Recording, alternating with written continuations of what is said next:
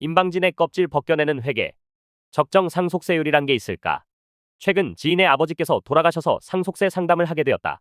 어머니와 동생이 있고 아버지께서 남기신 재산은 30억 원 상당 강남의 아파트 외에 상장 주식 3억 원, 예금 4억 원 그리고 사망보험금 2억 원 등 9억 원의 현금성 재산이 있었다. 그리고 자영업을 하는 지인은 코로나 시절 상황이 어려워 아버지에게 1억 5천만 원 정도 도움을 받았다. 한편 부모님께서 생활비로 쓰시던 마이너스 통장에 대출 잔액으로 4천만 원이 있었다. 그리고 대략적으로 계산한 상속세는 이렇다. 헉, 부모님 수십 년 사시던 강남 아파트 하나 물려받는 건데 상속세가 10억? 예금 같은 건 앞으로 어머니 생활비로 써야 하는 거고. 그런데 10억? 제대로 계산한 거 맞아? 지인의 첫 반응이었다. 상속받게 될 40억 원이 적은 돈은 아니다. 하지만 세금이 10억 원이라면? 매년 내는 종합소득세 그리고 사대보험을 생각해봐. 우리나라 다른 세금들도 장난 아니야. 필자가 그렇게 말하면서도 지인에겐 전혀 위안 내지 이해가 될 수 없음을 느꼈다. 초고령화 사회가 진행되면서 사망자의 수도 늘어나고 있고 부동산 등의 자산 가격 수준을 감안할 때 근로소득 그리고 꾸준한 저축 정도로는 평생 수도권에 집 한 채 마련도 어려운 상황을 감안하면 대부분의 사람들에게 이제 한몫 챙길 수 있는 방안은 상속 아니면 증여가 거의 유일하다. 그러니 상속세에 대한 관심이 늘어나는 것도 자연스럽다 하겠다. 재밌는 것은 앞서의 예에서 보듯이 평소 부자들이나 내는 세금인 줄 알았는데 막상 당사자가 되어 부담해야 할 상속세 금액을 알게 되면 예상보다 많은 세금에 놀라고 당황한 후 이내 화를 내기 시작한다. 사실 지인의 아버지는 공무원이셨다.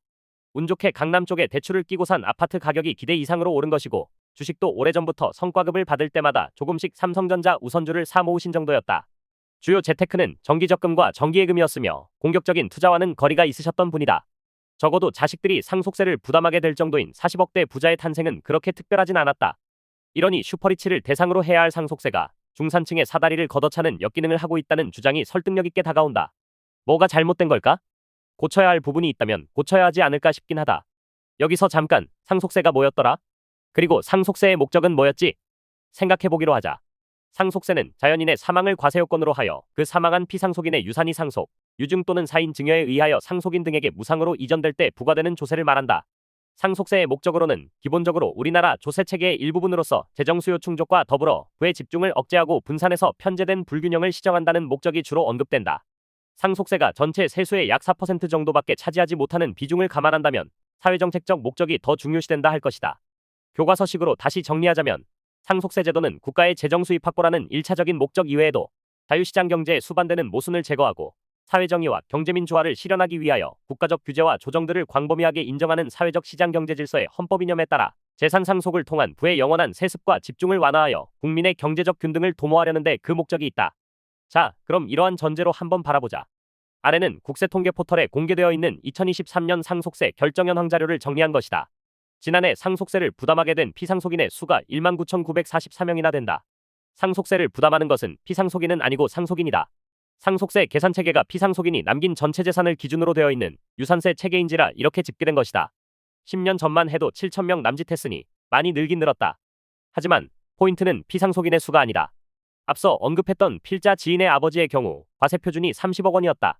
과세표준 30억 원을 초과하는 구간을 집중해서 보면 피상속인은 1,200명 남짓이지만 총 과세표준 33.9조 원 중 22.9조 원으로 68%를 차지하고 총 결정세액 13.6조 원 중 10.9조 원으로 80%를 차지한다. 그렇다면 해결책은? 상속재산가액에서 빼주는 일괄공제나 배우자 공제 한도를 높이면 중산층의 상속세 부담 완화는 간단하다. 여기저기서 언급되듯이 지금의 공제 한도가 설정된 것이 1990년대 후반이었다. 그 이후 올라간 부동산 가격이나 물가만 반영한다 해도 중산층은 이른바 상속세의 공포에서 충분히 벗어날 수 있을 것이다. 미국만 해도 이런 공제는 인플레이션에 연동하는 식으로 운영한다. 부자의 세금은 부자의 세금으로 남겨놓는 게 맞다는 것이 필자의 생각이다. 그런데 최근 들어 정치권과 정부 쪽에서 논의되고 있는 상속세 개편 논의는 약간 포인트가 필자의 생각과 다른 부분이 있다.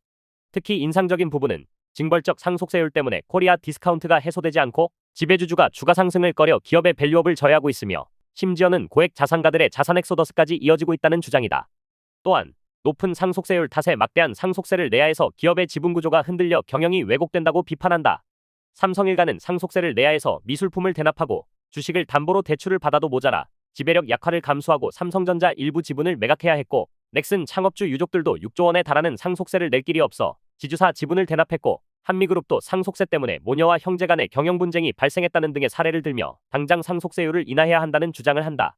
최고 세율을 30%로 낮춰야 한다는 이야기도 나오던데 위의 표를 가지고 한번 검토해보자. 과세표준 구간이 30억 원을 초과하는 부분이 현재는 최고세율 50%를 적용받는 구간이다. 그럼 30억 원 초과하는 부분의 결정세액 10.9조 원이 50%를 적용받는다고 할 수 있을 것인데, 이를 최고세율을 낮춰서 20% 깎아준다면, 그래서 대략 2.2조 원 정도를 덜 내게 해준다면 1200여 명의 슈퍼리치들과 후손들은 코리아 디스카운트를 해소하고 기업의 밸류업을 이끌었을까? 상속세율을 낮춰줘서 적게는 수억 원에서 많게는 수천억 원씩 세금을 깎아주면 이 돈이 고용을 창출하고 경제 활성화의 원동력이 될 수 있을까? 국세통계 포털의 자료 하나만 더 보자. 2023년 기준으로 상속재산가액 51조 원의 구성을 보면 토지와 건물이 54%를 차지한다. 토지와 건물에 대한 상속세가 코리아 디스카운트와 기업 밸류업과 어떤 상관관계가 있을까? 실증적인 분석과 증거를 확인하고 싶다. 진심으로. 경영권 프리미엄을 반영하는 20% 최대주주 할증을 두고 세율이 50%가 아니라 60%가 되는 것이라는 재미있는 주장도 있지만 더 언급하고 싶진 않다. 그보다는 세율 인하뿐 아니라 경기 불황으로 역대급 세수결손이 발생하고 있음에도 불구하고 좌고우면하지 않는 지속적이고 다양한 부자감세 정책 추진이 더 놀라울 따름이다. 다른 세금들의 세율도 마찬가지겠지만 적정 상속세율이라는 정답이 있기야 하겠는가? 하지만 나날이 심해져만 가는 소득과 부의 양극화와 계층 간 갈등 심화 속에서 출발의 평등과 부의 공정한 재분배라는 상속세의 목적과 역할은 앞으로 더욱 중요해지면 중요해져야지 약화되어선 안 될 것이다.